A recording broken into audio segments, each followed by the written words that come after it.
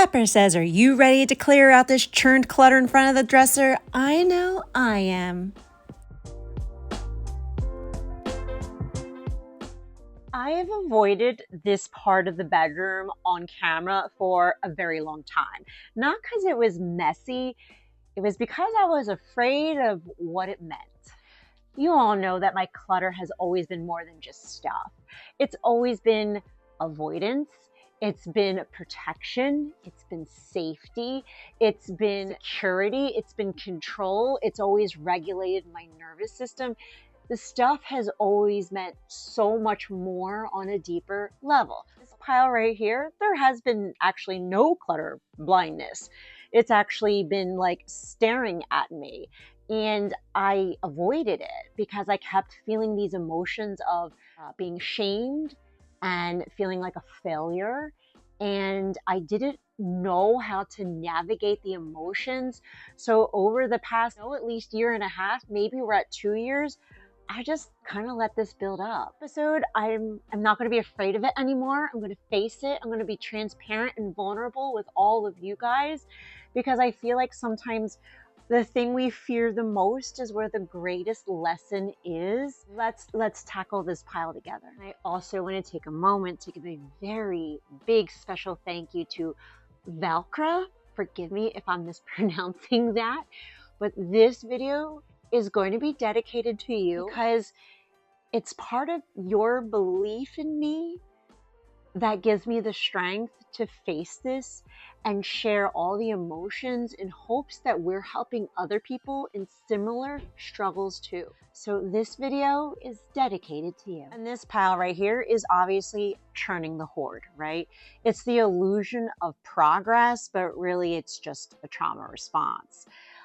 All the stuff that I've been able to keep clean in front of the closet, going into the bed, by the nightstand, into the bathroom, I've been able to keep that section cleared out. But the churned items came over here. So that's the illusion of progress that I'm talking about. I didn't realize it was happening until I really sat down and looked and said, yeah, look at how clean this is. And I'm like, oh, but not that corner. It's okay. We're going to go through it. We're going to look through everything. We're going to put stuff away. We're going to throw things out. We're going to take care of this now and give ourselves loving grace while feeling very vulnerable to the pile. Because hoarding is a coping mechanism, not a character flaw. That's how I felt my entire life. And I'm really trying to know that that is the truth. It was a coping mechanism, not a character flaw about myself as a person. Now, this bag that you've seen me putting stuff away, and yeah, this was my travel bag from the California trip, which was the end of March. Yep, it's been sitting here for 3 months. So you can see where I felt a little embarrassed and kept it off camera when I was doing the closet video.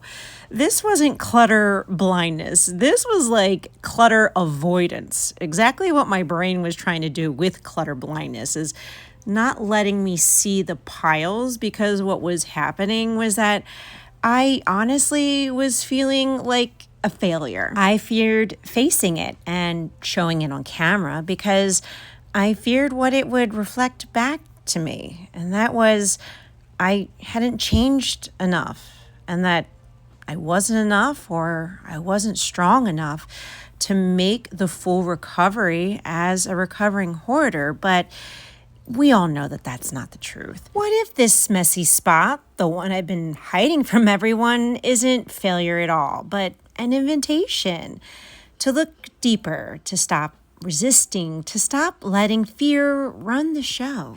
I read something the other day that said, what you resist persists, but what you welcome transforms.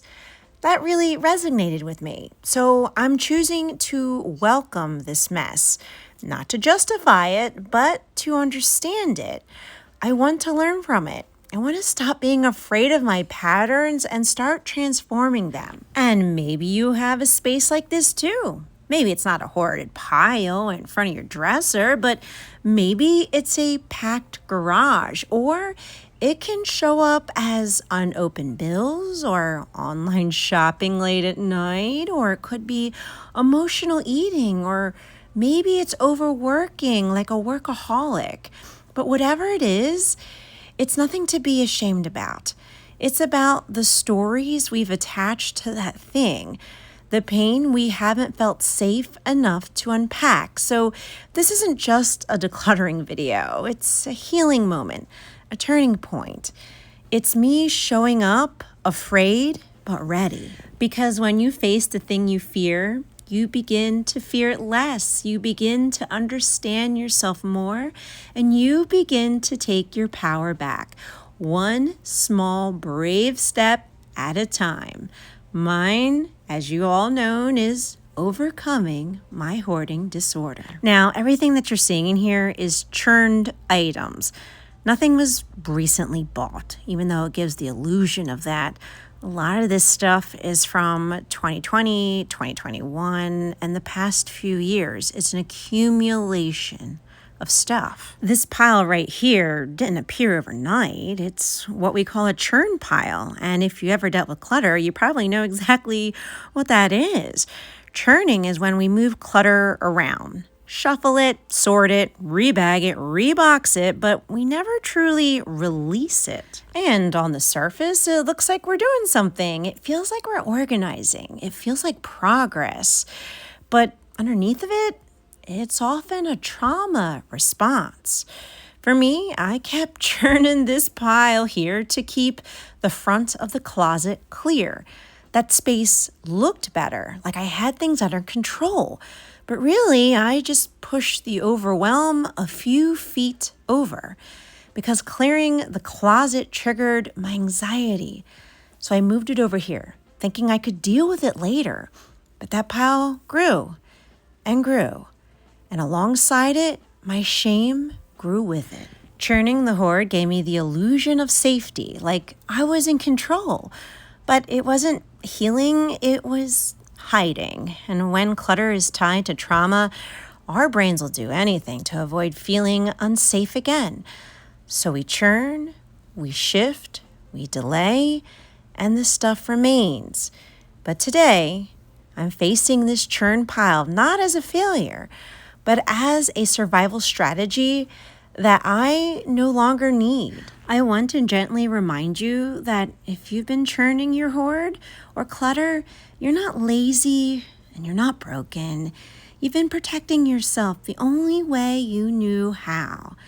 But right now, you can choose to do it differently, not with shame, but with awareness, compassion, and permission to let it go for real this time. And I wanted to bring awareness to this because I knew I wasn't the only person who struggled with this, with churning the hoard and how it gives the illusion of progress. But in reality, it can be a trauma response. Hoarding was a coping mechanism, not a character flaw. And the paradox of hiding our messes from people, especially the people we're trying to help, doesn't really help. What helps is vulnerability, because that's how you relate the most to people. Sharing your stories, sharing how you're not alone in these emotions and feelings. Because when I stopped asking, how can I fix this? And started asking, well, what is this trying to show me? Everything began to shift. And I'm not shifting my stuff anymore. I'm starting to shift my story. Because healing doesn't always look like a clean room right away. Sometimes it looks like a pile of decisions we're finally ready to face. A pile we're not afraid to see anymore. A pile we're willing to sit beside instead of hiding behind it. This isn't about perfection. This is about permission. Permission to do things differently now. To rest when it's hard, to forgive the version of you who survived the best way she could, even if it meant holding on to everything. But now you get to hold on to something else. Compassion, clarity, courage, You don't have to clear the whole pile to start feeling peace. You just have to keep showing up with a little more honesty and a little less fear. You're not failing, you're healing. And healing is messy, but it's holy. I used to think if I just moved the piles around, maybe I wouldn't have to feel what was underneath of them. But I've learned that healing happens not in the shifting, but in the facing. So now we all do this differently. Take a breath. Ask yourself, am I moving this because I'm avoiding something or because I'm ready to make a choice? Because healing happens one decision at a time. And you can tell yourself, I give myself full permission to only deal with that one item. And then I can stop if I need to. I can stop at any point in time if I feel the need to. Because telling yourself that regulates your nervous system so that you feel safe and that you don't feel like you're being forced to do something that you're not ready to do. So give yourself permission to stop whenever you feel the need to. Another thing to regulate your nervous system is to speak kindly to your fear. I remind myself when I'm decluttering that this clutter came from pain, but I don't have to stay in pain to let it go. And I tell myself that I'm safe now. I'm supported. I'm not alone in this anymore, and that the fear is actually a blessing in disguise because it's showing me where I can grow, where I can evolve, and where I can take the next steps in my healing journey. And I also celebrate clarity, awareness, not just cleaning and decluttering. Because when I stop churning, I can finally see what I've been holding on to. And when I see it, I can feel it. And when I feel it, then I can finally process it and be free of the emotion. I'm not rushing to clean rooms anymore. I'm building a safe home inside myself, one honest choice at a time. That's how the healing begins.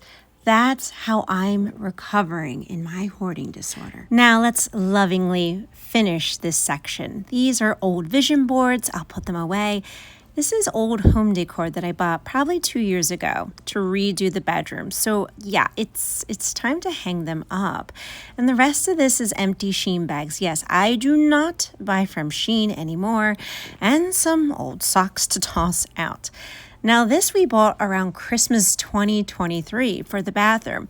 And I must admit, this scrubbing brush works really well, but it doesn't belong in the bedroom. We need to find a home for this. Now, the next couple of things I'm going to show you are gifts that have been given to me for special occasions.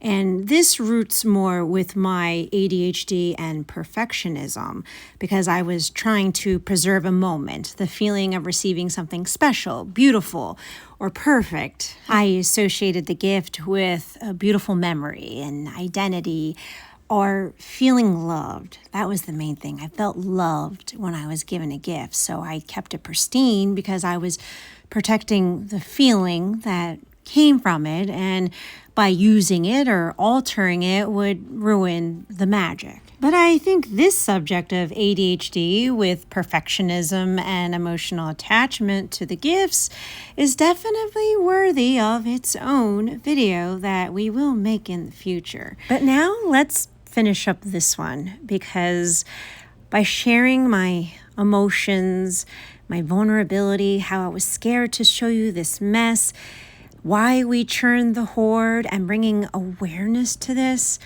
my hope is that this all helps you guys, if anyone out there is struggling, or to help other people understand why people hoard, to help heal those relationships. Because my life's purpose is to humanize hoarding disorder and to help as many people as we can.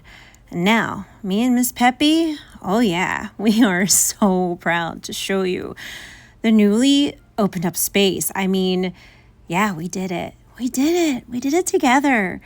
We cleared it out, and it looks so much better. Is there still work to do? Sure, but look at how far we've come. And my hope and my prayer is that this video motivated and encouraged you to clean, declutter, and let something go in your home today too.